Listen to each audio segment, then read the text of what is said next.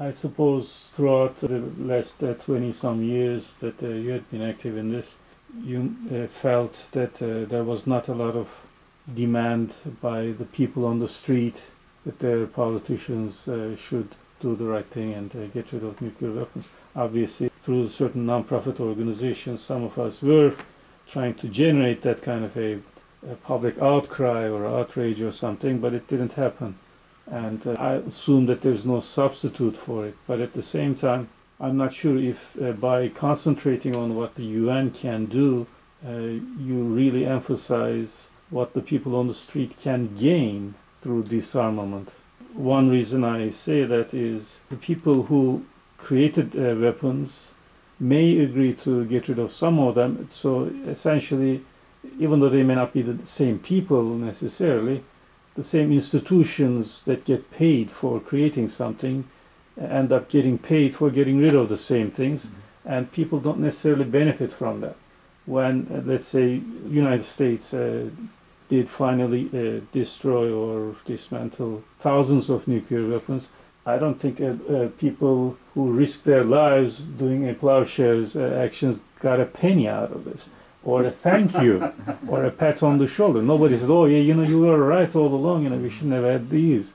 No, it's their legitimacy continues. So whatever is, let's say, possible within the United Nations or through their agencies seems to me to promote and maybe perpetuate the legitimacy of nation states. And I see this as a problem. But you may have your views.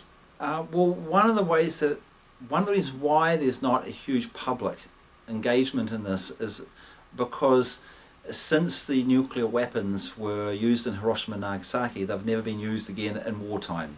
And so there is this general feeling like, they're not going to be used. So the whole thing's been managed okay. Yes, there's a bit of risk, but you don't really have to worry because, they haven't been used in warfare, so they're not going to.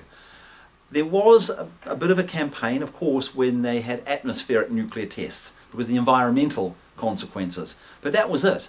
It was basically environmental movement. It wasn't really strongly that, well, these are continuing, the horrible nuclear arms race. That was part of it. It was more our children are getting the radiation in their teeth and in their bodies and things like that. And that was the big impetus. And so when the atmospheric testing was stopped and the testing went underground, that movement virtually disappeared. It was nowhere near as big.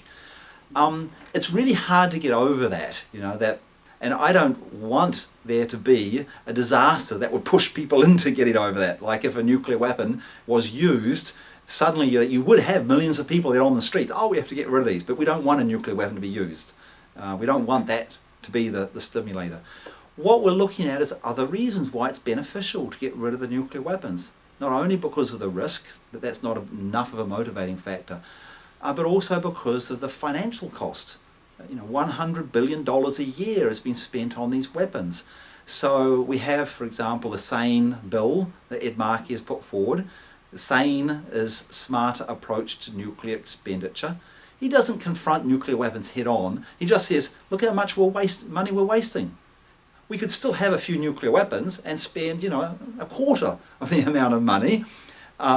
So without having to confront, those who believe in nuclear weapons head on, he's appealing to those who go, we need money for schools, for health, for education, for employment, for the environment. And that money is there, but it's going to the nuclear weapons.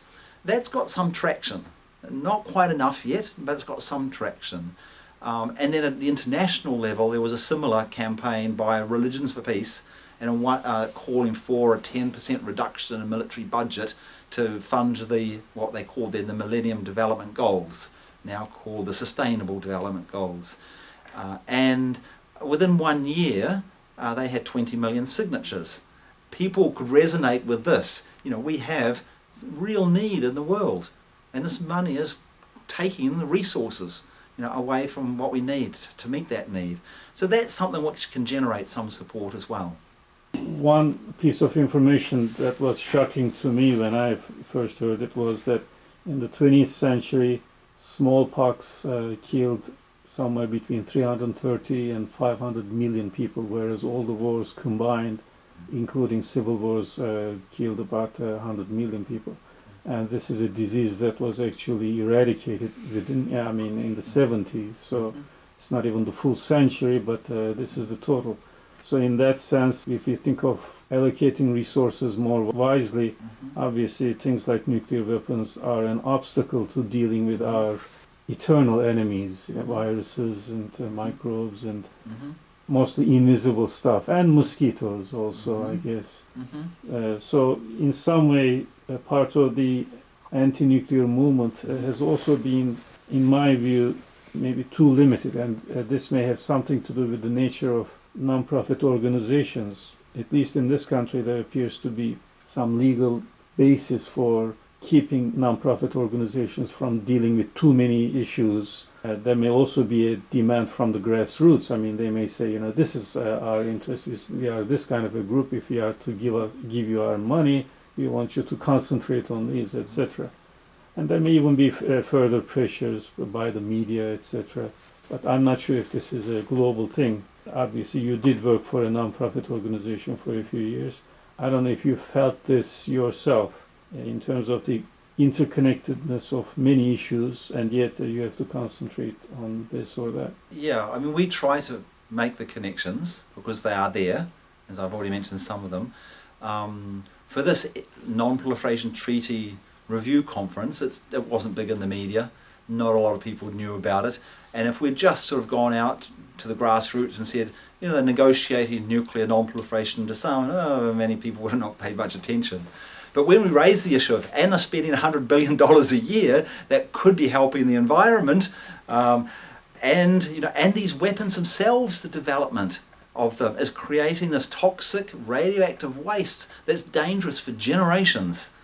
Then we started getting some of the environmental movement organisations more interested. So we actually had a number of actions on Earth Day, for example, which was just before the start of the NPT conference, and it was focusing on more of those environmental connections with nuclear disarmament.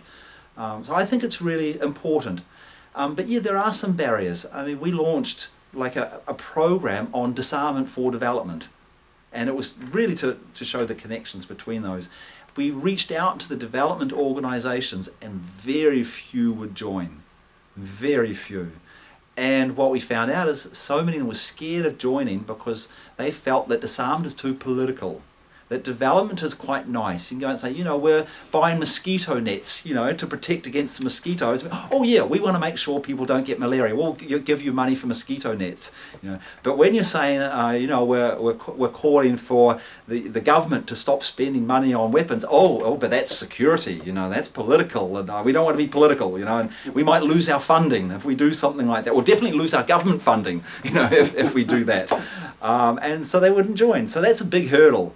And where the development organisations are not so dependent on government funding, they're more open to join us. When they're dependent on government funding, they're not so interested in joining us.